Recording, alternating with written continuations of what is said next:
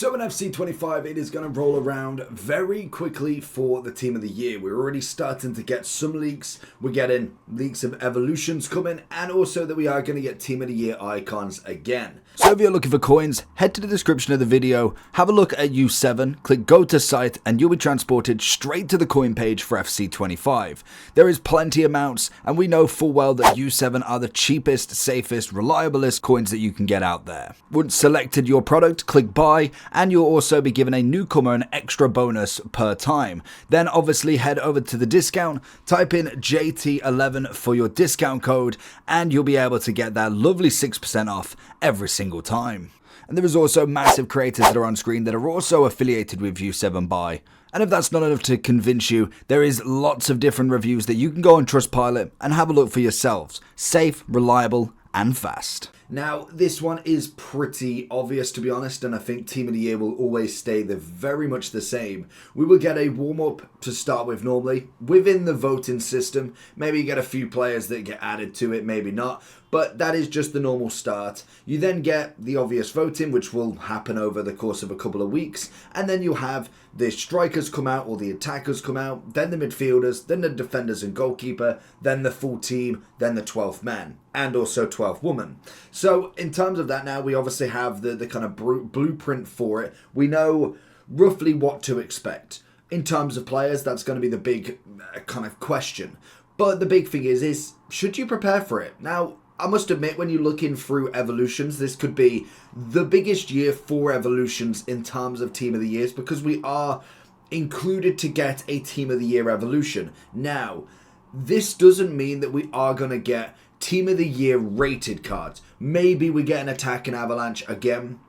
We get 192, 91. I don't see them giving us a 94, 95, because realistically, they want you to open packs for the Team of the Years. There's no point in them giving us one unless it's going to be the goalkeeper. Like, could be the only evolution for a goalkeeper, would make sense. But there is going to be more Team of the Year evolutions that come that will have their design. So that's going to be a good thing to prepare for if you either want them in your team or potentially just want to make profit off them. I would be recommending looking at the pretty standard ones that go into everything. If you're looking at a Furlan Mendy, you're looking at a Ronaldo, a Walker, a Camavinga, Tchouameni, people that can fit into multiple evolutions so you spread yourself across to get the most profit. That's if you're trying to make profit of it, obviously.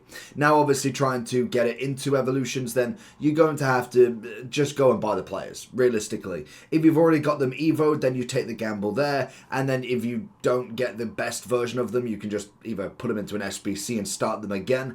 The Evos are going to be an interesting one. They're more than likely going to be cosmetics that everybody will want. I must admit, as much as I don't like paying for them, I mean, I like it. Like, it's something different. It may not give you any sort of joy, any actual impact on the game. It's something, at the very minimum. I'm not here to just moan about everything. So then we look at kind of objectives. Preparation for objectives is very standard. There's nothing really too crazy. Obviously, we've got the seasonal play that you've got to do here. I've still got to do 5 matches in the next 7 hours, so that's something you've got to do if you are wanting to get to this.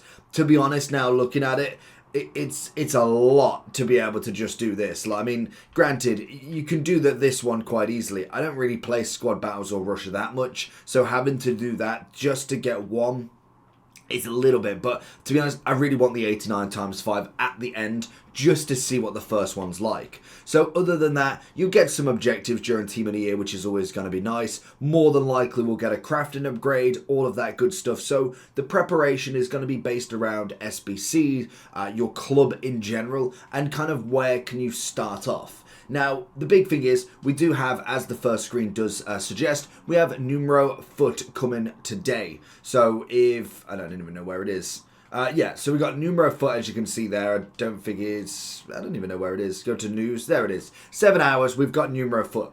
I'm imagining this, it's the 3rd of January. I can imagine this is going to be a 1-week promo. And then we go into Team of the Year, warm-up, voting, maybe, I don't even think we'll miss a week this week, this year. We could even have 2 weeks of numero foot, and then we go straight into Team of the Year, and the second week of numero foot is going to be the voting for Team of the Year. That definitely can happen. So that's going to be kind of like what we're looking at in terms of the timing, if it follows the same as what we saw in previous years. So in terms of setting your club up, now, if you, to be honest, I don't even think you need to save packs that much. The one thing that I would be doing is just setting my club up right.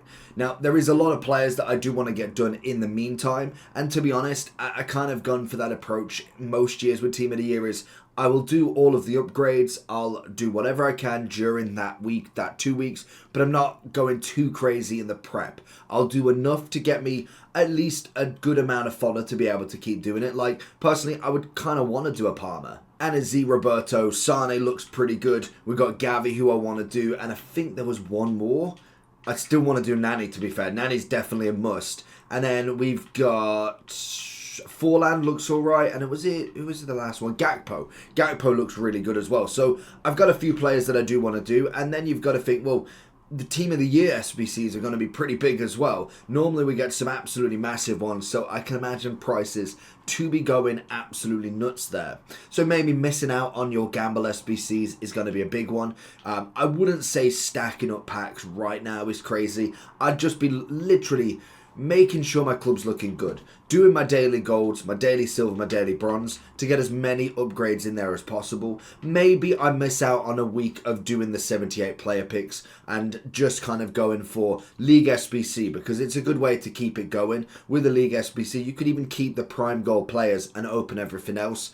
If you wanted to do something, at least you're getting stuff back in your club, and you could just keep grinding that way, making sure you're doing your squad battles, your rivals, your champs. If you are not trying to pay for packs and you want to do the 2 weeks and get as much fodder into your club as possible, obviously you can save objective cards, which will come out over the next 2 weeks as well. That's most definitely another thing you could do, as well as then the season. We've got lots of different stuff in the season, and to be fair, it won't be finished by the time Team of the Year comes out. So what you could do with this is just open all the players and get all the players from it, but then keep all the packs and the player picks that you've got.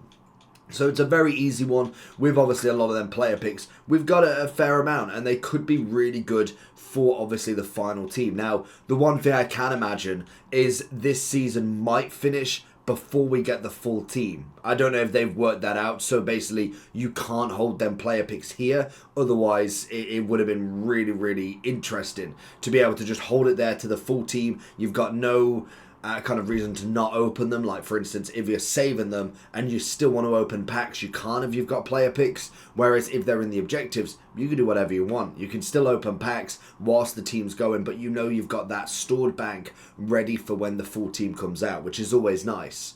So then in terms of SBCs, the main thing really is to just limit what you're doing. If Numero Foot doesn't really produce a masterpiece of cards, which, to be honest, looking at it, I don't think it will. Normally the promo before Team of the Year tends to be a little bit outweighed. The first week's normally pretty good, but then the second week goes into it, it's basically Team of the Year. Everybody's waiting for it. People start saving their packs 1 week prior just because they know it's coming then, it's guaranteed. And then people will open them on the first day when the attackers come and then wonder why we don't get any. Always try and wait for the full team, but to be honest, if you're going to get one, you're going to get one. It just makes sense that way. So grind it out as much as possible in terms of your upgrades. You can do them on the phone, which is really easy, especially with the daily gold and silvers. If you're doing them every day, maybe doing a few of your objectives, your rivals, even if you miss squad battles, to be honest, it's not the worst thing in the world. Doing rivals and champs on the weekend, very easy to do, and you could just grind it out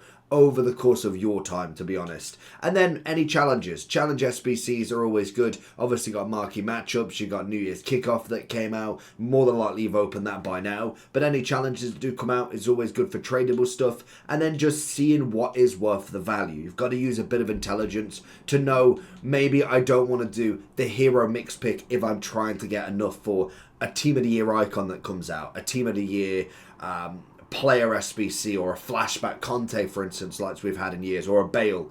That's going to be the big thing that we will obviously have. So saving your big fodder for that is going to be absolutely vital. And your little fodder, your kind of league SBC fodder, I'd call it, is just good to be in the store ready for 81 doubles and all of that good stuff. So really, they're the kind of only ways. And to be honest, I would say it's not necessarily that hype just yet. It will be interesting once we finally get fully announced teams, we get the actual statistics, the SBCs, the EVOs. That's going to be the interesting part that might bring some more hype. But let me know down below what you think, and I'll catch you all for the next one.